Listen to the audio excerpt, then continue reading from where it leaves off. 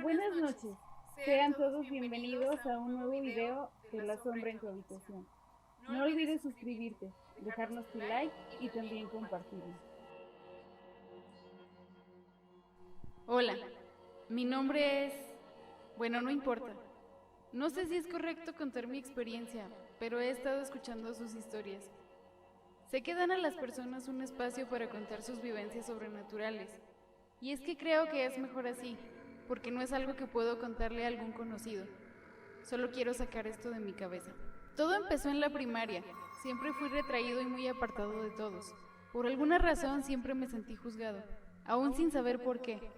Aunque no hacía mucha falta, ya que una vez que llegaba a mi habitación, ellos venían. Nunca los vi, es cierto, pero siempre platicaban conmigo.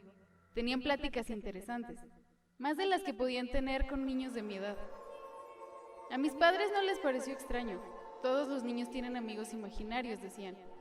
Hasta un punto en el que yo mismo lo creí. Con 6 años la imaginación suele estar muy activa, así que no nos limitábamos en nuestros juegos. Sentía que debía aprovechar el tiempo antes de que ellos desaparecieran, como decían mis padres. Todos los días al ir a la escuela ellos se quedaban en casa, supongo, porque al salir de mi casa no los escuchaba hablar.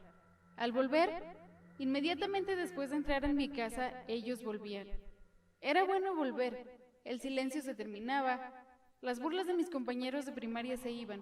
Lo mejor era sentirme aceptado, aunque todos me vieran como alguien muy extraño. Mis padres empezaban a preocupar, así que me adoptaron un gato. Era adorable y pequeño, lo llamé Chocolate por su color. Todo estaba bien, pero no le gustaba entrar a mi habitación, así que jugábamos en el patio. Empecé a tomarle mucho cariño, me sentía feliz, pero en mi cabeza se hizo un descontrol. Se escuchaban gritos e insultos hacia mí, no entendía nada. Ellos siempre fueron buenos conmigo, eran amables, pero esta vez dijeron que se irían, que yo estaría solo y yo no quería eso. Eran mis únicos amigos. Les pregunté que qué podía hacer. Ellos dijeron que Chocolate debía irse. Yo no quería, pero ellos habían llegado primero y sí sentía afecto. Éramos como una familia dentro de mi cabeza. Ellos dijeron que mi madre guardaba en la parte alta de la alacena de la cocina veneno para ratas. Dijeron que le pusiera a la comida de Chocolate y él se dormiría. Y así lo hice. Cuando Chocolate terminó de cenar, comenzó a retorcerse y a chillar. Yo me tapé los oídos y lloré. Minutos después, Chocolate ya no se movió más. Al fin se había dormido. Me dijeron que fuera al patio trasero y cavara un hoyo y lo pusiera ahí. Mis padres jamás supieron lo que hice. Toda esta situación me dejó pensando en que algo no estaba bien. Pasaron los años, salí de la primaria y con ella también las voces se fueron. Aunque todo lo infierno que había vivido en mi antigua escuela se hizo peor durante la secundaria. Pero entre todo el desastre que era mi vida, conocí a una chica.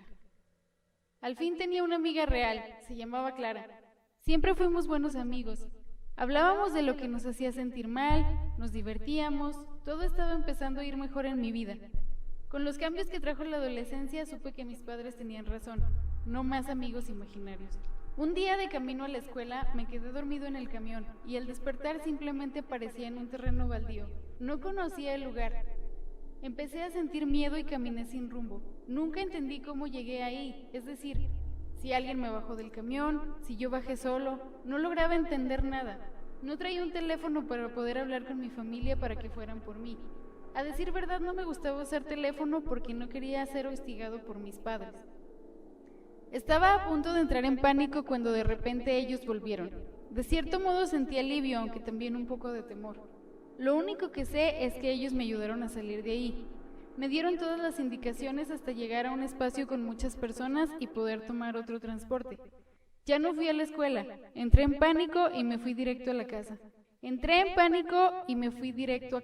Al llegar mis padres estaban muy enojados y me dieron la golpiza de mi vida sin esperar una explicación del por qué no fui a la escuela. Llorando, asustado y enojado, y también decepcionado me fui a mi habitación.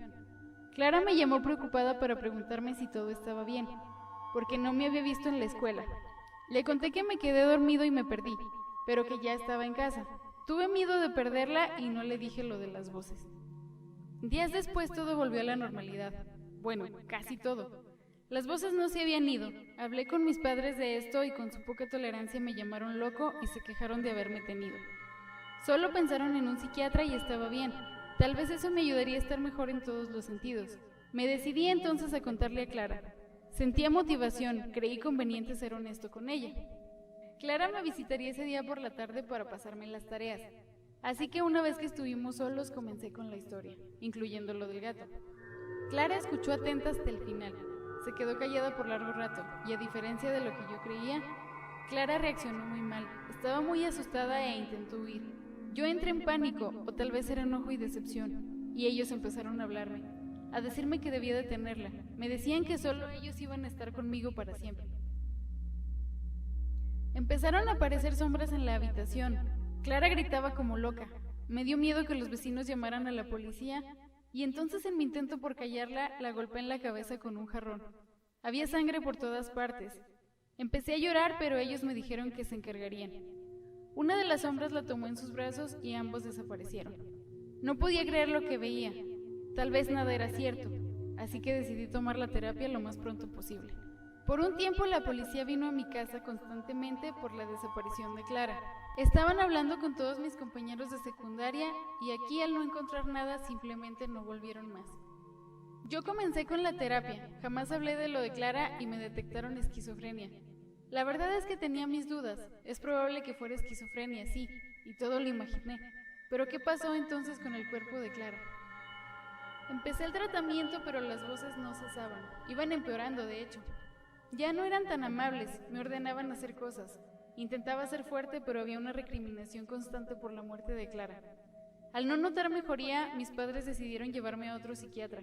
Él me dijo que no era esquizofrenia, pero que iban a intentar ayudarme. Pasaba el tiempo y todo seguía igual. Mi salud física se deterioró. No dormía, y esas malditas sombras aparecían todas las noches. En la desesperación, mis padres hablaron con un sacerdote. Cuando me vio me dijo que fui poseído, que quizá desde que nací. Mis padres se rehusaron a creer esto y decidieron continuar con los tratamientos. Una noche ellos me ordenaron asesinar a mi familia. Me resistí, luché. A la mañana siguiente bajé a la cocina y no había nadie. Sentí un temor horrible. El pensar que algo malo le había pasado a mi familia me provocaba una angustia terrible y mis temores se hicieron realidad. Al llegar a la habitación de mis padres los vi, muertos en la cama con las gargantas cortadas, y una de esas cosas infernales tenía lo que parecía ser unas garras afiladas todavía llenas de sangre. Ahora estoy aquí, encerrado entre 4 paredes blancas, atado casi todo el tiempo, declarado culpable por homicidio, por ser esquizofrénico, condenado a vivir para siempre con las voces en mi cabeza.